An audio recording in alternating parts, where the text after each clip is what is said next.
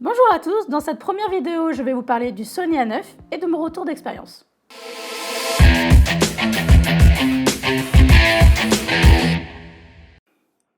En mai dernier, Sony a sorti un nouveau boîtier dans sa gamme qui est le Sony A9. Je me le suis procuré en juillet et après quelques mois d'utilisation, je vais pouvoir vous donner mon ressenti sur ce boîtier, ce que j'ai aimé et ce que j'ai le moins aimé. Mais d'abord, un rapide point sur les caractéristiques du boîtier. C'est donc un full frame de 24,4 millions de pixels. C'est un mirrorless. Son poids se situe aux alentours des 673 grammes, ce qui est équivalent au Nikon D750 que j'utilisais jusqu'à présent. C'est un peu moins lourd que les Canon 5D Mark IV et c'est un boîtier qui, grâce à ses caractéristiques, se situe au même niveau que les gammes Pro de Nikon et de Canon. Concernant le boîtier en lui-même, étant donné que j'ai des petites mains, j'ai une bonne prise en main sur ce boîtier. Maintenant, pour ceux qui auraient des mains un peu plus grandes que les miennes, Sony propose un grip à ajouter sur le boîtier. Sur les boutons, j'ai pas tellement été dépaysée par rapport au fonctionnement du D750, étant donné que les boutons de base se situent exactement au même endroit. Le bouton de l'ouverture à l'avant, le bouton de la vitesse à l'arrière. Ce qui est quand même bien sur les Sony, c'est qu'il y a pas mal de boutons qui sont personnalisables. J'ai donc modifié le bouton ISO pour le placer juste au-dessus du déclencheur afin d'avoir un accès facile à celui-ci. Un bouton que je n'avais pas sur le D750 et que j'adore maintenant avoir sur le Sony A9, c'est la molette que l'on trouve aussi sur les boîtiers Canon. Cette molette qui permet de naviguer très facilement et rapidement dans les photos, ce qui peut être une corvée avec le D750 quand on doit appuyer plusieurs fois pour switcher de photo. Le joystick, super aussi, et la molette du choix du mode d'autofocus qui se trouve à gauche du boîtier. Le premier avantage d'avoir un boîtier mirrorless, c'est la chose qui m'a le plus plu et qui m'a surprise également, c'est qu'il est totalement silencieux. Je suis photographe de mariage, j'ai besoin à certains moments dans la journée d'être totalement discrète. Mais ça peut aussi être un avantage pour d'autres domaines de photographie, comme la photographie de nature ou encore la street photo. Bref, tous les domaines de photographie où vous aimeriez être silencieux, et c'est le cas avec ce boîtier. Ce qui m'amène au second avantage d'avoir un mirrorless, c'est la visée électronique.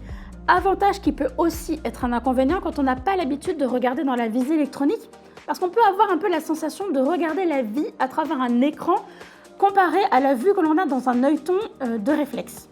Il faut savoir que le boîtier fonctionne en live view tout le temps, c'est-à-dire que dès qu'on l'allume, il est automatiquement en live view.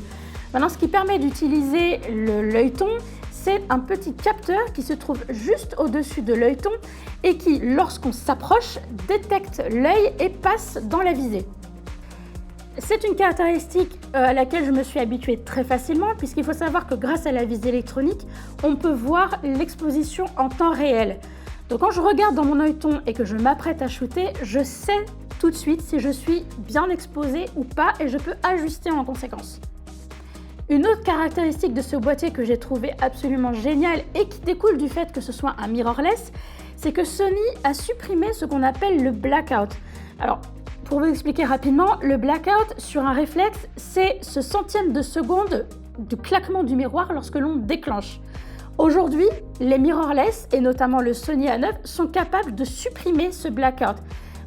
Quel est l'avantage de ce point-là? C'est que quand on shoot, on n'a plus besoin de regarder son écran ensuite et de voir si la photo est bonne ou si, quand on prend le portrait de quelqu'un, s'il a fermé les yeux. On le voit directement au moment où on déclenche. Concernant le mode de rafale, j'ai choisi d'utiliser le mode low en sachant que sur le A9, il existe 4 modes de rafale. Le plus haut allant jusqu'à 20 images par seconde, ce qui permet de shooter jusqu'à 200, un peu plus photos en RAW en continu. L'inconvénient étant qu'en shootant énormément en rafale, le buffer met 20-25 secondes à enregistrer les images et que pendant cet enregistrement, il est impossible d'accéder au menu. En parlant de vitesse d'écriture, une chose que Sony a intégrée dans le Sony A9 et qu'il n'y avait pas dans les autres boîtiers de la gamme, c'est le double slot, ce qui est quand même un avantage considérable. Pour un photographe de mariage comme moi, c'est une sécurité supplémentaire pour la sauvegarde des images. Le capteur sur ce boîtier est stabilisé avec, écoutez bien, 693 points de focus comparé aux réflexes qui en ont jusqu'à actuellement 51, ce qui représente la quasi-totalité de l'écran, 93% pour être précis, et ce qui est donc parfait pour pouvoir décadrer dans ces images en utilisant le joystick et sans avoir de problème de front ou de back focus. Maintenant, si on parle un peu de l'autofocus, je n'ai jamais vu un autofocus aussi rapide, quel que soit le boîtier que j'ai eu en main, mais celui-là est vraiment exceptionnel et même en basse lumière. Plus de soucis de focus qui se cherche ou qui galère, il est vraiment réactif et vraiment très rapide. Il existe plusieurs modes de focus qui sont le mode large, la zone, le centre, le spot flexible élargi et le verrouillage AF spot flexible élargi. Alors j'ai choisi de shooter au spot flexible en sachant qu'il existe plusieurs tailles de spot flexible. À quoi ça correspond? Le spot flexible, c'est juste un carré qui se situe au milieu de base de l'écran, mais que je bouge moi-même en haut, en bas, à gauche et à droite de l'écran pour pouvoir choisir ma zone de focus. Et je l'ai choisi en M pour qu'il soit suffisamment large pour par exemple pouvoir détecter un visage. À savoir qu'en plus de ça, Sony a intégré la détection des visages et également la détection de l'œil.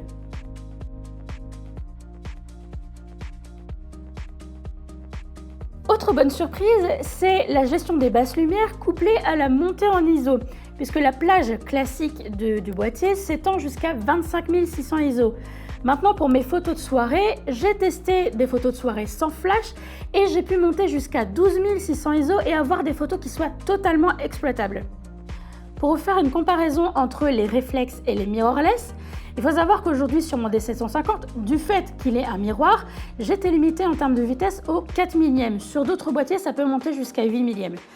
Maintenant, sur le mirrorless et sur le Sony A9 en particulier, du fait qu'il n'y ait pas de miroir, je suis limitée à 32 millième, ce qui est autant dire ne pas avoir de limite, puisque je peux aujourd'hui shooter en plein soleil et continuer à avoir des ouvertures de 1.4 à f2 sans me préoccuper d'être surexposée.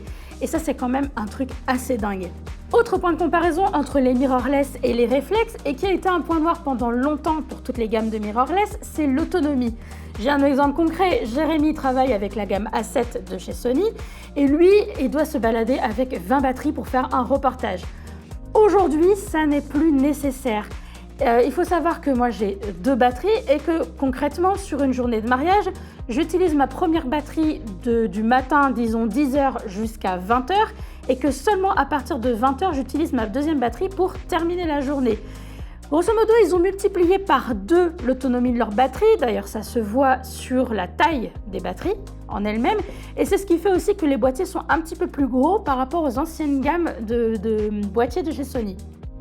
Pour moi, les points positifs d'être passé du réflexe au mirrorless et notamment au Sony A9 sont nombreux, notamment le fait qu'il soit silencieux, qu'il y ait le no blackout, que la montée en ISO soit quand même exceptionnelle, qu'en journée je puisse aller jusqu'au 32 millième, la visée électronique qui permet l'expo en temps réel, l'autofocus ultra rapide et enfin les 693 points de focus qui représentent la quasi-totalité de l'écran.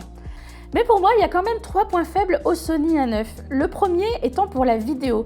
Il faut savoir que Sony n'a pas intégré dans ce boîtier le profil d'image.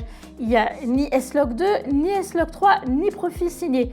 C'est-à-dire que si vous êtes vidéaste et que vous envisagiez de passer sur le Sony A9, il vaut mieux passer votre chemin et attendre la sortie éventuelle du A7S III dans quelques semaines ou dans quelques mois. Le deuxième point étant que si l'on fixe un flash sur le boîtier, il bascule automatiquement en mécanique. Et du coup, on perd toutes les fonctionnalités qui sont intéressantes et notamment la vitesse de déclenchement. Le dernier point étant qu'il n'est pas tropicalisé, mais que Sony a indiqué qu'il était weather resistant, c'est-à-dire résistant à la poussière et à la pluie, mais que si on regarde de plus près les trappes des cartes et de la batterie, il n'y a pas ces fameux joints d'étanchéité. Voilà, j'espère que cette vidéo vous a plu. Si c'est le cas, n'hésitez pas à laisser un pouce bleu, à vous abonner à la chaîne et si vous avez des questions, laissez-les en commentaire et on y répondra.